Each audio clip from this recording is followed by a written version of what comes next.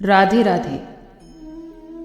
जब मन धारणाओं से साफ हो जाता है तब मन में उस अव्यक्त के लिए जगह बसती है जिसको हजारों नाम दिए गए हैं, जिनमें से एक नाम परमात्मा भी है। फर्क क्या पड़ता है कि तुम्हारे मिट जाने के बाद क्या बचेगा। तुम तो बस इतना देखो कि तुम घोर पीड़ा में हो। तुम स्वीकार करो या फिर ना करो, तुम प्रतिपल जल रहे हो। और जलते हुए व्यक्ति को यह पूछने का हक नहीं होता कि आग बुझ जाने के बाद मेरा क्या होगा। तुम तो बस अपनी आग को बुझने दो। तुम्हारे लिए सिर्फ इतना ही काफी है कि तुम अभी जिस अग्नि में जल रहे हो वो समाप्त हो जाए, और वही जीवन आनंदपूर्ण हो सकता था। इसी जीवन में मुक्ति की उड़ान मिल सकती थी। इसी जीवन में तुम प्रेम को पा सकते थे, पर पाए हैं तुमने क्या? रीति रिवाज, धन, आकर्षण और बहुत तरीके के आडंबर, धारणाएं। देखो ये जीवन तुम्हारा कैसा व्यर्थ गया। इतना देखना ही काफी है। इसके बाद कुछ और शेष नहीं रह जाएगा। तुम्हारे दुख यूं ही नहीं आ गए हैं, बल्कि तुमने तो उनको पूरी ताकत से पकड़ रखा है। आज तक संसार में कोई ऐसा नहीं मिला जिसके दुख का कारण वो स्वयं ना हो। मैंने बहुत ढूंढा है, लेकिन मुझे आज तक ऐसा कोई नहीं मिला जिसका दुख कहीं बाहर से आया हो। जो भी संसार में दुखी है उसका दुख उसने स्वयं ही प्रकट किया है। अस्तित्व ने तो कोई फैसला नहीं कर रखा तुम्हें दुख देने का। अस्तित्व की तो तुमसे कोई लड़ाई नहीं है, कोई बैर नहीं है। उसने ये ना ही तय कर रखा है कि जीवन में दुख होना ही चाहिए। तुम लगे हुए हो कि जीवन में दुखी हो, और जीवन में अगर दुख नहीं भी होता तो तुम उसे पकड़ पकड़ कर लाते हो। ये जो मनुष्य ने महत्वाकांक्षाएं पाल रखी हैं, क्योंकि जीवन ने तो नहीं कहा ये करो वो करो, तुम ही इन्हें लेकर आए हो और भरे हुए बैठे हो। जीवन में तुमने ये धारणाएं पाल रखी हैं कि मनोरंजन होगा, मजे करेंगे, और ये जो मनोरंजन की चाहत है यही बताती है कि वर्तमान बोरियत से भरा हुआ है, और वर्तमान आपका बोरियत से भर ही जाएगा जब मन लगा हुआ है कि कहीं और जाकर मनोरंजन होगा। और जब मनोरंजन कहीं और है तो ये बात तो तय है कि यहाँ तो बोरियत होगी। अपने जीवन को तो दुख से तुमने भरा है। तुम्हें जिंदगी में जो भी कष्ट है वो तुम्हें किसी और ने नहीं दिया है, तुम ही उत्तरदायी हो उसकी।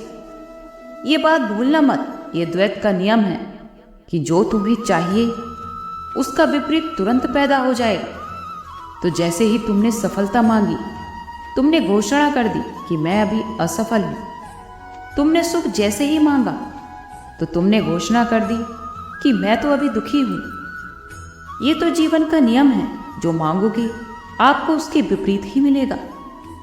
इससे ही दुख से मुक्ति का उपाय भी छुपा है। सुख की आकांक्षा छोड़ दो, दुख तो खुद ब खुद चला जाएगा। ये जीवन तो सुख दुख का चक्र है। हर व्यक्ति चाहता है कि उसकी जिंदगी में दुख का साया कभी ना आए, लेकिन कभी ना कभी तो हर व्यक्ति की जिंदगी में दुख से पाला जरूर पड़ता है, और इससे बाहर निकलने के लिए लोग तरह तरह के प्रयत्न करते हैं। लेकिन सुख और दुख तो धूप और छाया की तरह सदा इंसान के साथ रहते हैं। देखा जाए तो दुख की घड़ी में ही मनुष्य के आत्मबल, धैर्य, विवेक और जीवनता की असली परीक्षा होती है। जीवन में कई बार हम छोटी छोटी बातों से भी दुखी हो जाते हैं, जैसे किसी कार्य में सफलता ना मिलने पर, परीक्षा में नंबर कम आने पर, ज्यादा गर्मी है तो परेशानी और सर्दी है तो भी परेशानी। लेकिन देखा जाए तो इन बातों की वजह से हमें जीवन में कभी भी दुखी नहीं होना चाहिए।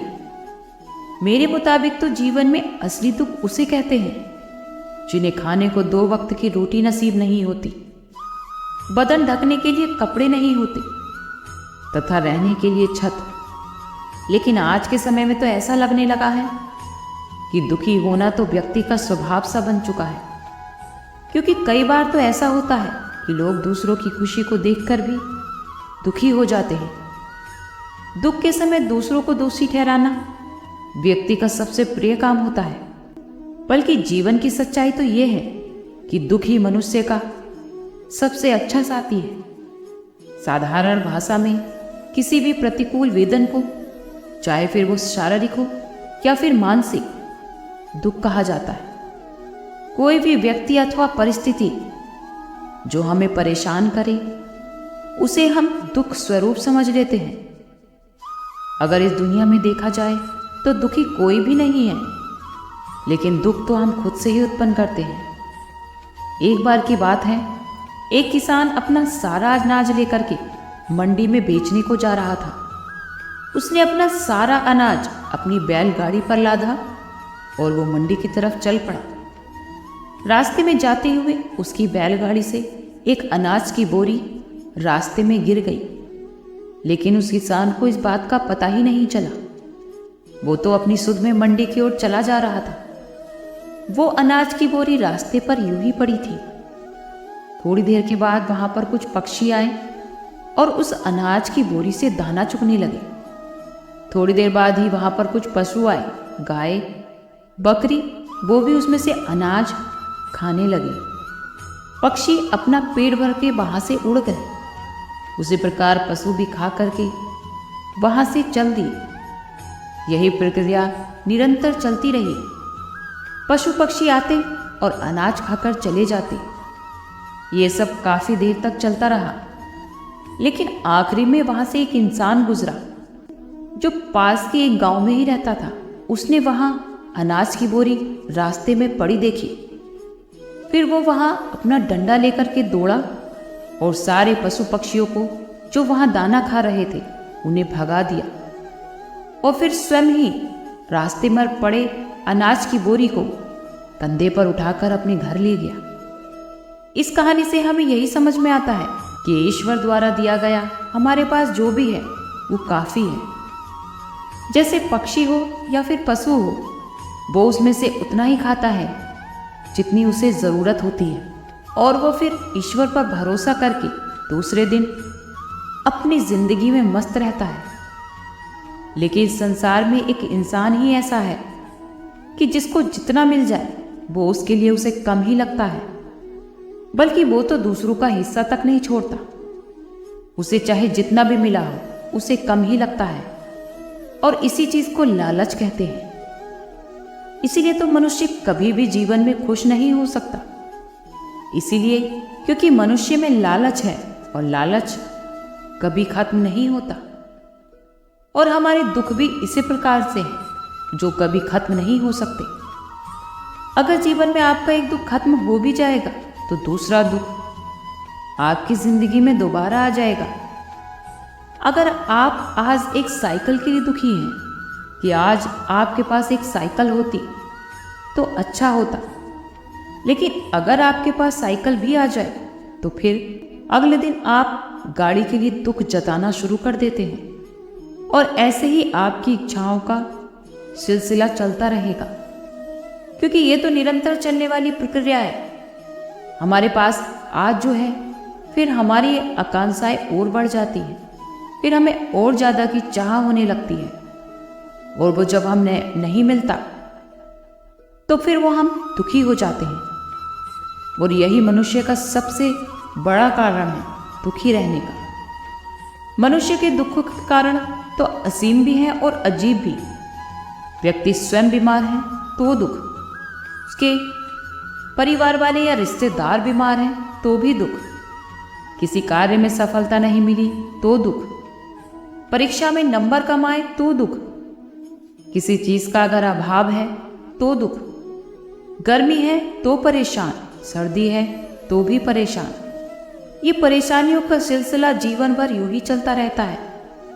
कभी कभी तो ऐसा लगता है कि दुखी होना व्यक्ति का स्वभाव बन चुका है, क्योंकि स्वयं के दुख या अभाव में ही व्यक्ति दुखी नहीं होता।